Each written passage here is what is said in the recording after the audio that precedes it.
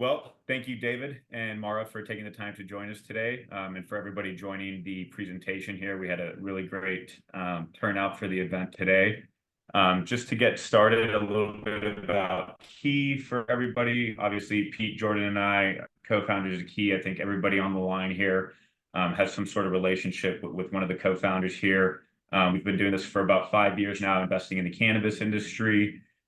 We've deployed about 50 million in this space. We are out in the market raising our next fund right now, actively deploying. We think that the topic of conversation today is the tailwinds that we've really been waiting for from a regulatory perspective.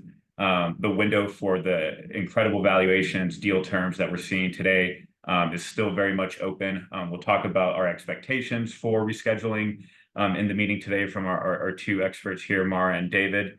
And before kicking off with the questions that I'll be asking them, Mara and David, I just want to give you guys a chance to quickly introduce yourselves. So Mara, we'll kick it off with you for an introduction here, and then we'll go into really just kind of a roundtable discussion between the two of you, and I'll be moderating questions back and forth, and then we'll have time for a Q&A.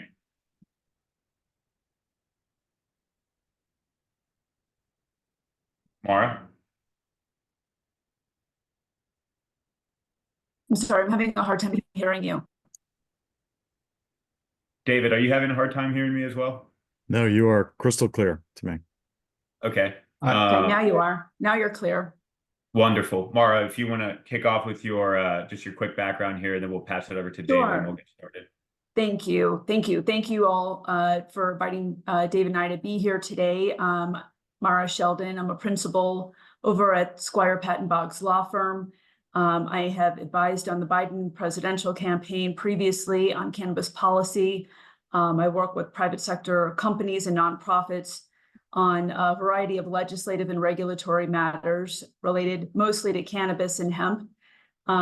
Previously worked on Capitol Hill as a congressional aide, and worked for the late, great John Dingell, who was chairman of the House Committee on Energy and Commerce, which oversees the FDA and has direct jurisdiction with regard to commerce issues involving cannabis, CBD, hemp, and related products, and on the Key Investments Advisory Board.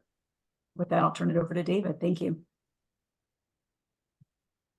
Thank you so much, Mara.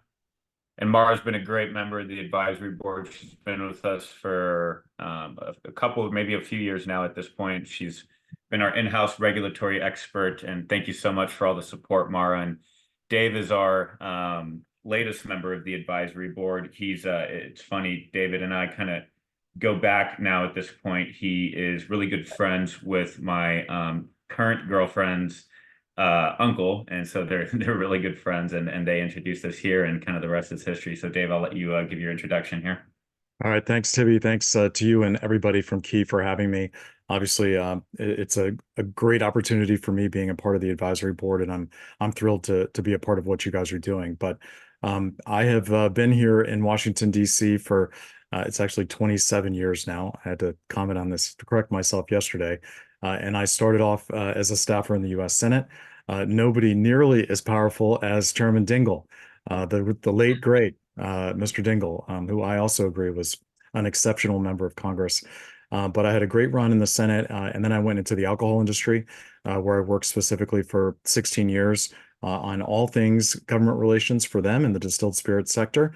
And then in 2019, post-Farm Bill, I decided to leave the alcohol space and go into cannabis. And I had a fabulous ride with our friends at the Canopy Growth Corporation, where I ran government affairs for them, both in the U.S. and then ultimately on the global stage, which was an amazing experience. Canopy, things did not pan out, as most of you know on this call, as they had expected. And almost a year ago to the date, I was laid off with about 75% of the rest of my colleagues around the world. And so I went right to work with the US Cannabis Council, which I helped start in 2021. And we are the National Trade Association representing over 80% of state legal operators across the country. And we're focused on all things cannabis reform, both here in the US and across the country. And I think ultimately we will be able to spread our wings internationally as well. But again, thanks to you and the team for having me. Yeah, wonderful. We appreciate you guys sharing your backgrounds with everybody. I'm going to go ahead and stop sharing the presentation now and just dive right into the questions that we have here for you. So I'm going to kind of ping pong a little bit back and forth between you two on these questions, but if you have anything you'd like to add to a question that maybe wasn't directed towards you, certainly feel free to.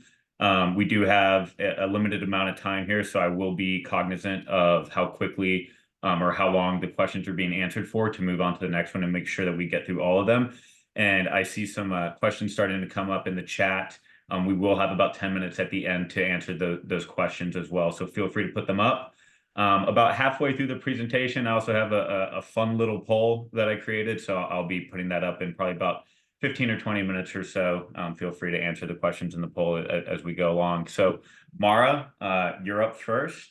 So the first question I have for you is, what are the next steps to have cannabis rescheduled, and how long do you expect this to take? And maybe, Mara, you want to just talk a little bit about what cannabis rescheduling is in the first place, too.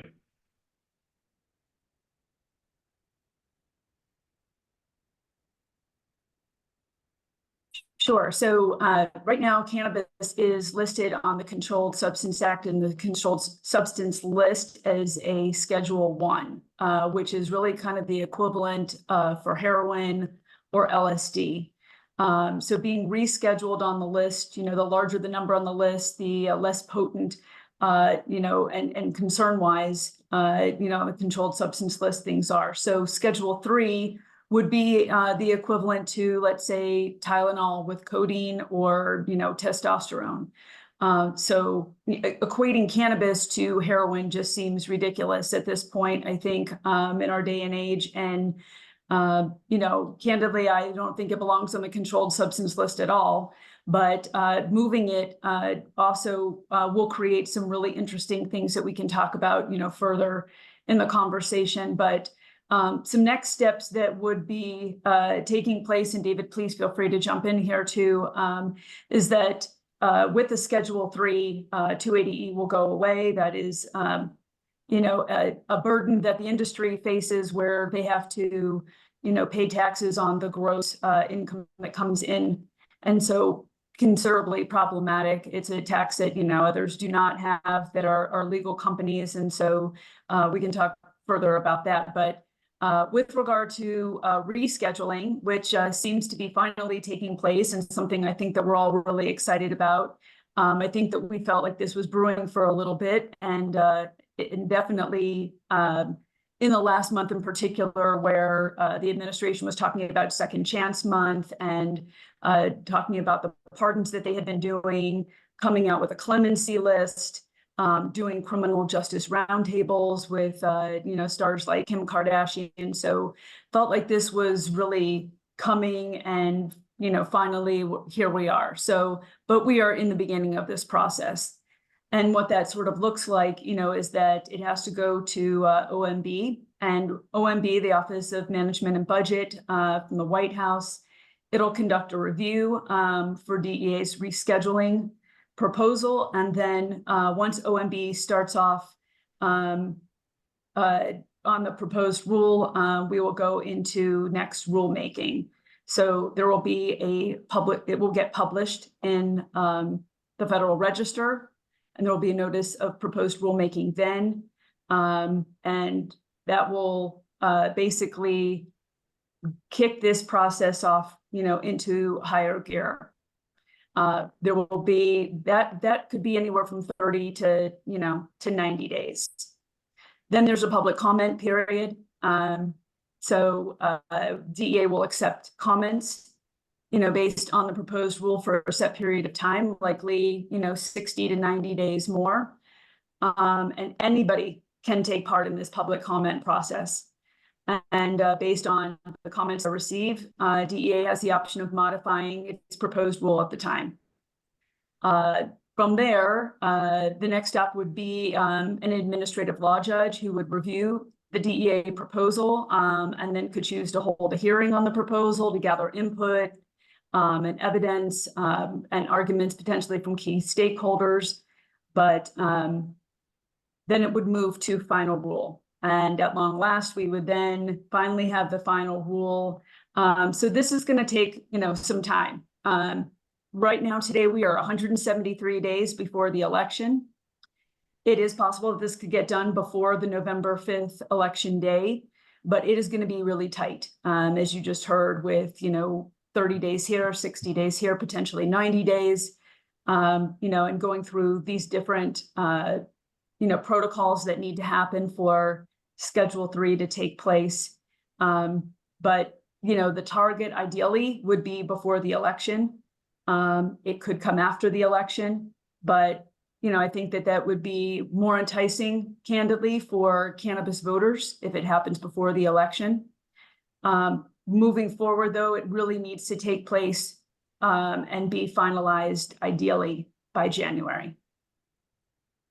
Yeah, and it seems like the timeline is pretty tight, but it's also seemingly going somewhat as planned by the administration. We know that this event was driven by the administration going back to 2022 when Biden first came out and made some federal pardons, but fully instructed HHS and FDA to start looking at cannabis, at how it is scheduled. And here we are today with officially hearing that the DEA does agree with HHS's scientific study and recommendation. So I think a lot of the conversation today is really going to be about not just timing, but the likelihood of this actually happening and the work that's been put in to get us to where we are today. So I've got some questions that will cover that. So I'm kind of just going to keep going down the list here. David, if you don't have anything to add to that. I do have a couple of quick things to add. Let's go. First of all, I just want to compliment my colleague for laying that out so perfectly, because she did. And that is exactly what's about to happen here. But let me just stress how dramatic and exciting this process is going to be over the next 3 or 4 months. This is just going to be an incredible thing to watch. And I hope all of you are tuned in and on the edge of your seats, just like I will be. And if you believe a word of that, then don't believe anything else I say, because that's pure garbage. This is an administrative review. This is going to be like watching paint dry. And all of the noise that you are hearing right now, whether it's on Twitter or on LinkedIn about who signed the thing, or whether it actually went to OMB, or what actually is going to happen in this process, is nothing more than noise and not factual. This administration has followed the letter of the law in terms of the process from the very, very beginning. And the reason that they have done so is that they don't want to threaten the end result in any way, shape, or form. They have made sure that they have covered their backsides from a legal perspective, from a process perspective. And while the process has been very closed, meaning that we haven't been able to influence the process beyond, public comment period that will be coming up, that Mara mentioned earlier. This has been closed, and there's been a lot of speculation about when things are going to come. People saying, we know this is going to happen this week or next week, but nobody knows. And I'm constantly called by individuals in the industry or by reporters asking me to confirm that something is about to happen. And I can't do that, because those that are at DOJ right now in control of this process, they are not releasing that information. So, when you see the noise out there, back to my original point, make sure you double check it, because most times it's not going to be factual. And while there are opponents that are going to try to go after the administration on the process side of things, and especially as we get into the legal fight on this post-final rule, I don't think they're going to have a leg to stand on. So that's probably as an important point as I can make on this whole thing. And the administration, again, has followed all of this to the letter of the law, and I feel very confident saying that. Yeah, and I think the major point there too, David, and you and I have talked so much in the last few weeks about this specifically, is that because the administration is taking this so seriously and following this so textbook-esque, if you will, it really shows that they're putting in the right effort to make sure that this gets done and gets done the right way, and it's not something that can get repealed. So important. I know there's probably a lot of folks out there that are like me, that get on Twitter and are reading all sorts of opinions out there. Nobody really knows. It's a closed door process, and the process is happening exactly the way it should happen. So get rid of the noise, set it, forget it. This is in motion is really kind of the takeaway. Yeah. And the timing on this is important too. I mean, she talked about earlier if this is going to be done prior to the election, and I think that it will be.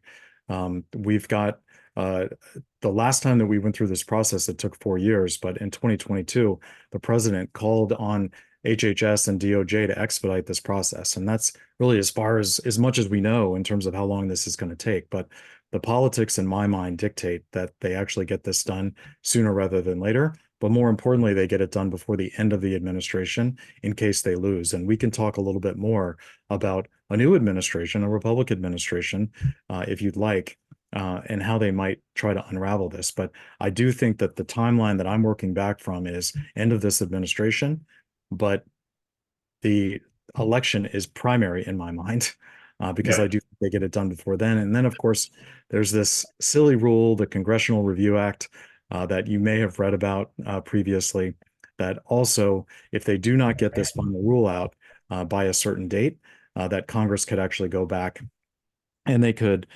put a disapproval resolution on the floor and have a stand up and down or an up and down vote on it. So anyway, we can get into that arcane process if you'd like, but that's the other piece of the puzzle. Yep, yep, makes sense. So back to kind of rescheduling and the impact. David, this one's for you. So generally, how do you think rescheduling is going to impact the state legal markets across the country?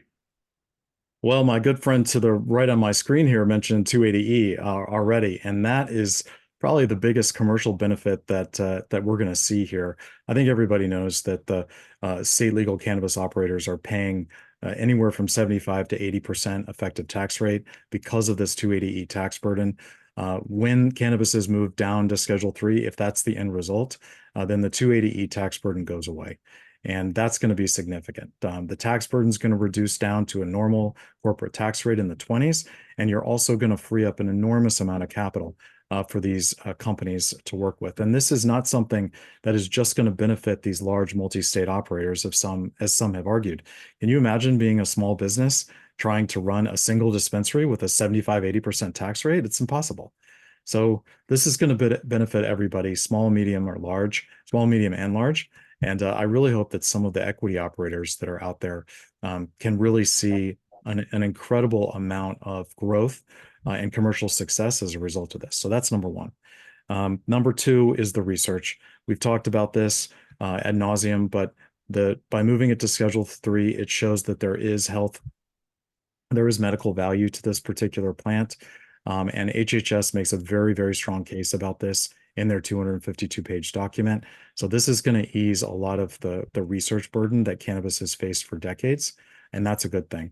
And then the third is, my job is to talk to politicians on a day-to-day basis, and I think this is going to really ease the cannabis reform discussion with so many of them because it's going to normalize this plant.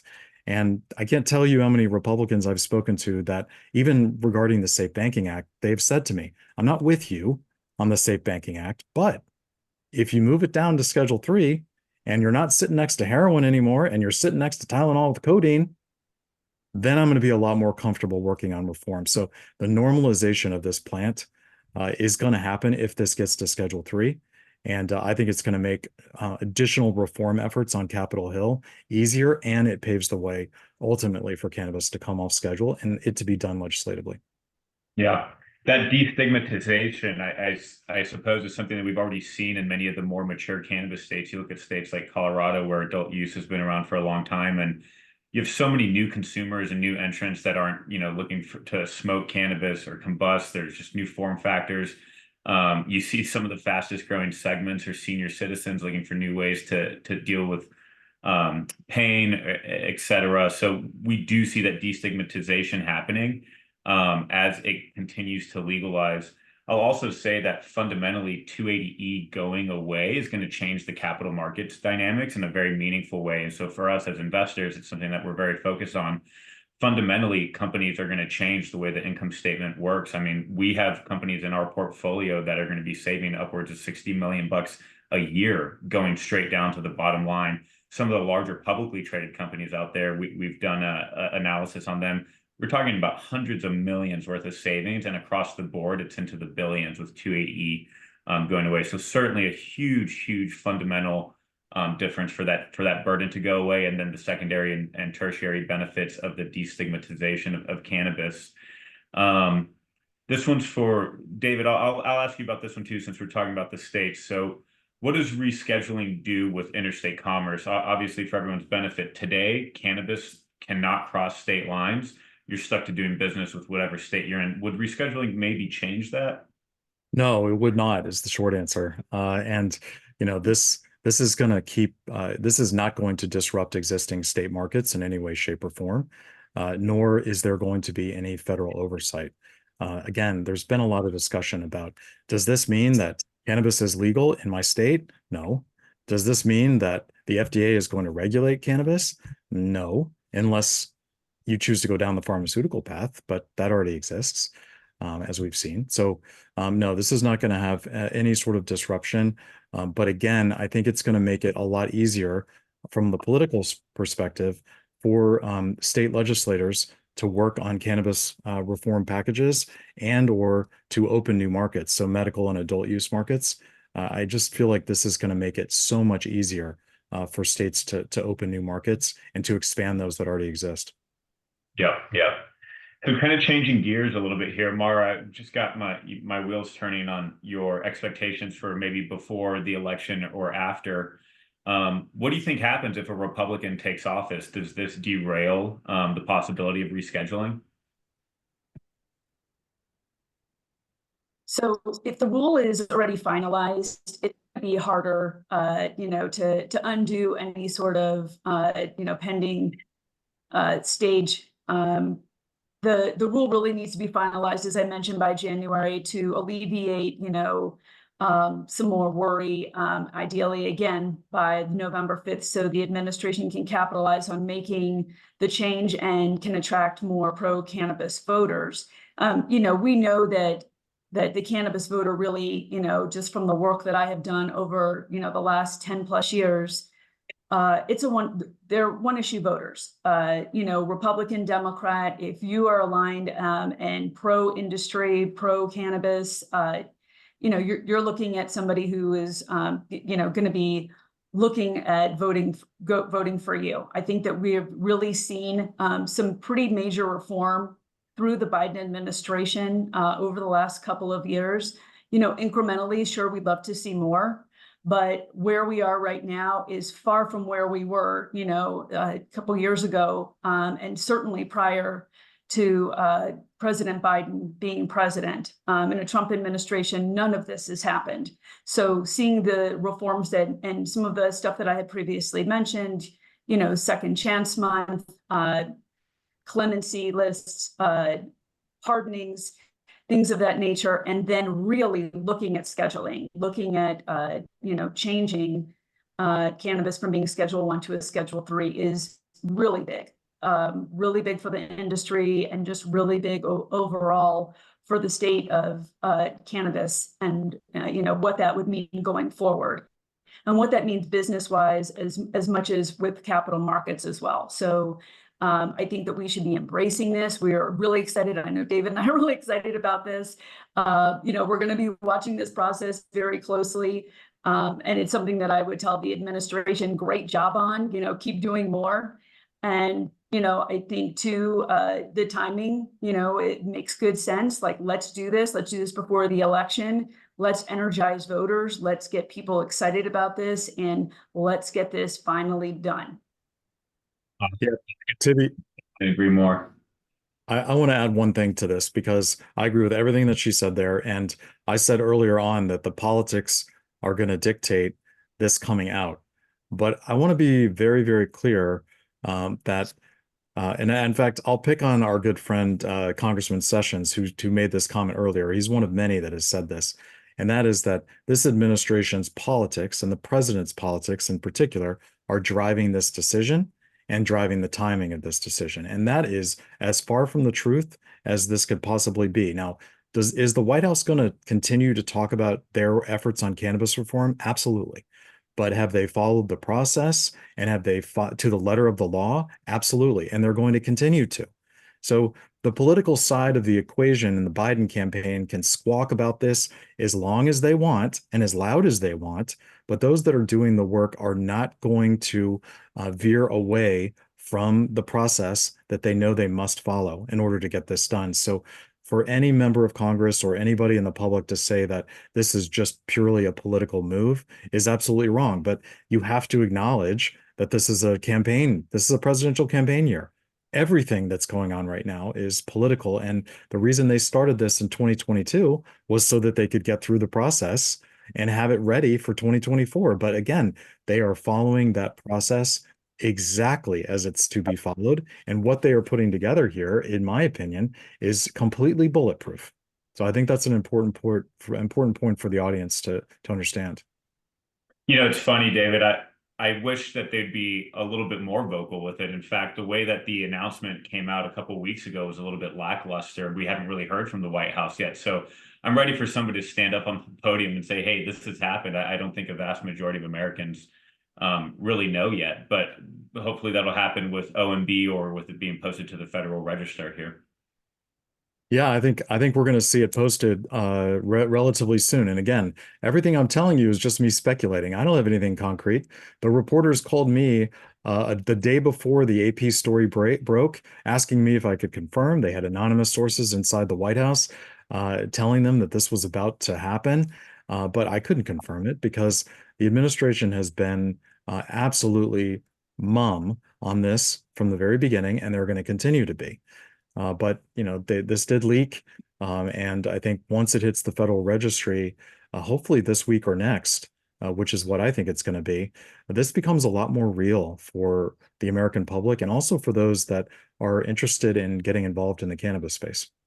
Well, for what it's worth to anybody listening, David's 1-for-1 on his predictions. He made a bet with me in January that this would be announced before May 1st, and sure enough, on April 30th, we got the announcement. So hopefully, David, you're right on the rest of your timing predictions there. So moving on here, we've got about 17 minutes to get through about 6 more questions here. So because I do want to leave some time for this Q&A. So we've talked about 280E taxes. I think that we've already answered the question. We expect for 280E to go away. We're already seeing a lot of publicly traded companies likely set a precedent, looking to file amended returns to get 280 taxes back from prior years or not to pay them this year. So I'll probably skip over that unless there's something that you guys want to add and jump into the new Cole 2.0. We've heard a number of comments about the administration reissuing or issuing a new Cole memo. Do you think that's possible? And if so, what do you think that would look like? Do you think that that could lead to the exchanges or custodians working with cannabis companies? David, happy to let you lead this response. Mara, if you want to add to that as well, that'd be great. Sure. Yeah, well, I'll be relatively brief with this one because as it relates to 280E, I think that we're going to see guidance from the U.S. Treasury exactly what companies are going to need to do to be in full compliance. And that's going to answer a lot of questions in terms of when it is effective, if there's any sort of a look back, right? And then how you actually go through it, how you qualify for it. So I think they will send that guidance out. Obviously, individual companies are already starting to consult with attorneys on this and their accounting side. I would strongly encourage everybody to do that now. That's how I think that piece comes down. Cole 2.0, we have heard from some very credible sources, including James Cole himself, over the last couple of weeks, that he expects, as do many members of Congress, a new memorandum to come. And I also have been saying this for months. I think they're going to issue this at some point this year. And it's going to be a much more comprehensive memo, in my opinion. It's going to tackle some of the issues that the progressives have been calling for. So safe harbor for the Department of Housing, for instance, with their federal housing policy and those that consume cannabis in legal states. Immigration policy, again, as it relates to those that consume cannabis in legal states. There's also going to be, specifically to your question, I think, a financial section in there. And moving cannabis to Schedule 3 doesn't solve the banking problem that we've got, but they could provide some clarity, and that could include uplisting. It could include access to capital. It could include a whole host of other things that I haven't quite thought of yet, but others may have, and we're beginning those conversations with the administration right now. Yep. Yeah, well, we've certainly given a lot of thought to what uplisting to the US exchanges would be like, just for everyone's benefit on the call. US cannabis companies are not able to access US capital markets in traditional ways, us being one of the few pockets of capital out there. All these US publicly traded companies are trading on the Canadian securities exchanges, which have far less volume. The regulations are vastly different than the regulations needed to list here.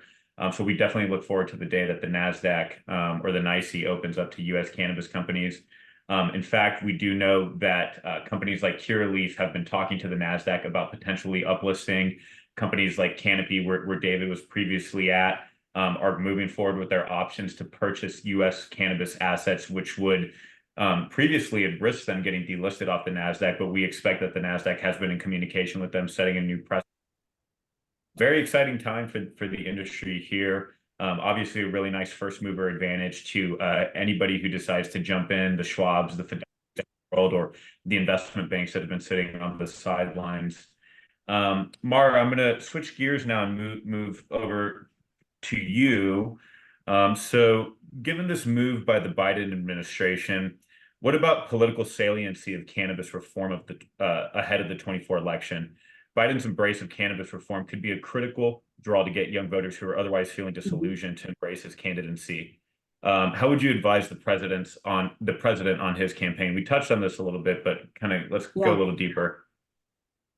Yeah, I think I would advise them as, we did last time, to really lean in and to really see that the times have changed and that we need to change with them. I mean, with regard, the industry has been evolving and changing, over the last, decade plus, professionalizing, and really it's frustrating that, our federal government really hasn't been able to catch up. They need to evolve as well. And, I think that starts with, some of the reform that the Biden administration has been doing, but I think we need to be leaning in more, trying to really focus on, next steps, what that looks like, legalization. I think that would really make things easier too. There are some pending pieces of legislation because some of our members of Congress are being forward-looking. There's a bill called the Prepare Act, which would basically be preparing for when cannabis does become legal. And there's a bill that is on both the House and on the Senate side. Senator Hickenlooper from Colorado, who when Amendment 64 passed in Colorado, making recreational cannabis legal, he was governor at that time, and he was charged with implementing. And so, I think he's a wonderful leader to be leading that in the Senate. And then you've got Leader Jeffries, and who's a Democrat, of course. And then you've got David Joyce, who is one of the heads of the Cannabis Caucus, the Congressional Cannabis Caucus, Republican from Ohio, who is also leading this bill. And it's a really interesting piece of legislation, for moving forward. But I think that we all need to be a little bit more forward thinking. I would certainly suggest that, and I'm going to say when President Biden gets reelected, because certainly that is my hope, that, they can continue on the path that they have been on with additional reform and what that looks like. Wonderful. So, okay, so I think it's important to get your views on congressional reform efforts as well, so we can understand the full story in Washington. We're talking about additional reform, like maybe the Safe Banking Act, Prepare, et cetera. Let's start with the Safer Banking Act. It still appears that it actually does have a chance to move or be passed later this year. Why is it important to get this done, and do you really think it has a chance? So, with regard to safer banking, and, for those, it became safer banking with an R on it in last year. So it is legislation that will provide a safe harbor for financial institutions who want to be able to service the cannabis industry. It stands for Secure and Fair Enforcement, now added word regulation there. And, the bill actually this time started in the Senate to have some movement, and there's been a markup. There was a hearing previously before that. The bill is ready to be on the floor for a vote. It just needs to get the floor time that, in my opinion, it totally needs and deserves. Safe banking passed 7 times in the House. It's never passed in the Senate. So we need this very badly. It really goes hand in hand with moving scheduling, although, they are separate. They would be, working hand in hand with one another as this would be something that would be, congressional legislation. The other being administrative, as David rightly pointed out early on. At this point too, that really is something that needs to happen before the end of the year, and whether or not that will happen in this Congress remains to be seen. It's prepped and primed and ready to go in the Senate, and then it would need to go to the House for a vote. With regard to the Senate, everybody's got their eyes looking at the election. We've got a couple of must-pass bills, so potentially it could ride on the National Defense Authorization Act. There was some initial discussions about it riding on the FAA bill. That's a bill that actually is going to hopefully be passing later today or even, potentially early tomorrow in the House. That already passed in the Senate, ready for signature for the president. So that's a fully baked bill already. But moving forward, National Defense Authorization is a must-pass end of the year bill that it could potentially ride on, or it could end up being, a standalone. I think it has a better chance of passing if it does wind up in the National Defense Authorization Act. So fingers crossed, we'll see how that goes, but it's ready for prime time. It just needs to get to the floor for a vote. Yeah, we're certainly ready for it. David, do you have anything to add there? Yeah, just a few quick points. We still need the Safe Banking Act post Schedule 3. So I want to reiterate that. Yes. This is important in addition to everything that she just laid out, because this shows that cannabis reform is bipartisan and can be done in a divided government. And this is an incremental step. For a lot of people, it's not enough. And I agree, it's not enough. We need to do a lot more. But this is the beginning of a bipartisan congressional reform package that should get done. It should have gotten done a long time ago. The Senate has also moved this thing through regular order, which means that they actually had a hearing on it. They had a markup. They voted it out of committee. And this is the first time that they've done that. And that's important because it does tee this bill up to attach to one of the packages that Mara mentioned earlier, like the National Defense Authorization Act or an end-of-year appropriations package. And I think that we are looking at, during the lame duck period, I hate to say that out loud, FAA for me was the package that we should have been attached to, and we didn't get there because Leader McConnell objected to it. But I think in the lame duck period, we're going to have a much better shot at getting attached to something. And that is what I have my eyes focused on. Now, Senate leaders are meeting next week to talk about whether or not they can put this on the floor. And I'd love to see it on the floor because I think it has the votes. But if not, then we're looking end of year. And I hope that we do not have the same problems that we've had the last 5 years, which is these trying to attach it to an end of year package and it goes to Mitch McConnell's hospice care. I hope we avoid that and that we get this thing done and we are able to finally get this significant piece of cannabis reform done after 10 plus years of working on this bill. Yeah. No, that would be great. We'll see if Mitch has anything to say there. You kind of made me laugh internally at that one. All right. Well, Senators Booker, Wyden, and Schumer, they introduced the CAOA, the Cannabis Administration Opportunity Act, recently again. I think everybody views this as a dead on arrival bill. Do you think this legislation has a chance to move during this Congress?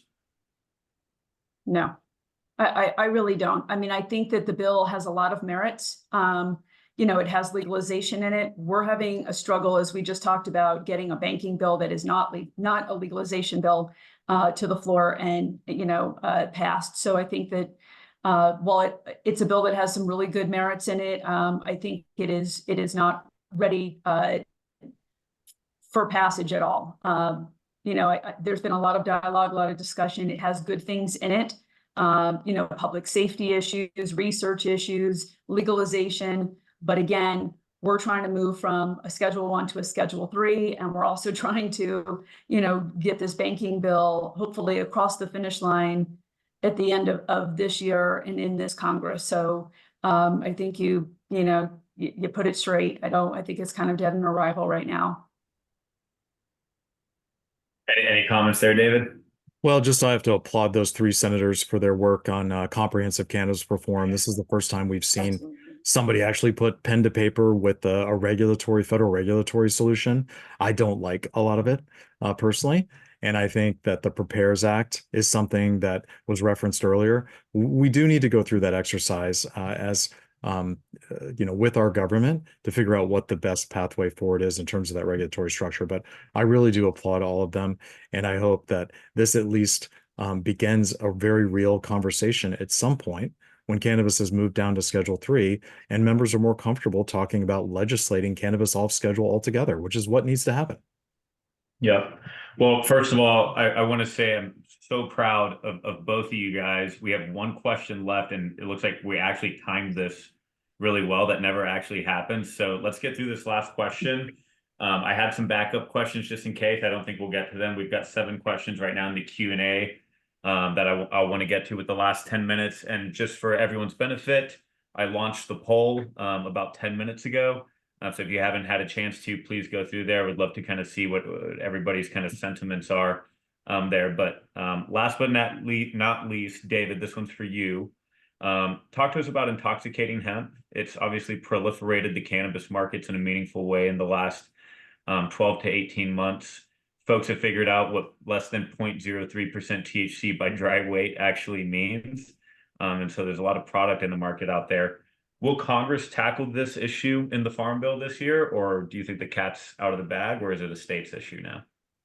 Let's see, how much time do we have here on this one, my good Let's friend? get let's see if we can do the 2-minute answer here so we Okay. can open up Q&A. All right. Well, I think you laid it out quite nicely. This is a complicated issue, and it's one that has been evolving significantly every year. In fact, at the moment, it's kind of evolving every month, given the number of folks that are getting involved in this. But there is an opportunity in the Farm Bill, which, for those of you following the Farm Bill, it was supposed to be reauthorized last year. They punted it until September, end of September of this year, and it's looking like they're actually not going to get it done until 2025. So they're probably going to have to kick the can at existing funding levels into 2025. But that said, the Senate has put out basically a package that doesn't have all of their legislative language, but has their intentions. It is in conflict with what the House has put out, who also put out a package fairly recently. The House will their existing language will be probably out this week, so we'll see a full legislative text of a House proposed farm bill this week, and that's going to give us a very clear indication of whether or not the House plans, and the chairman in particular, plans to tackle this issue. Now, he's said of late that he's heard from both sides on this.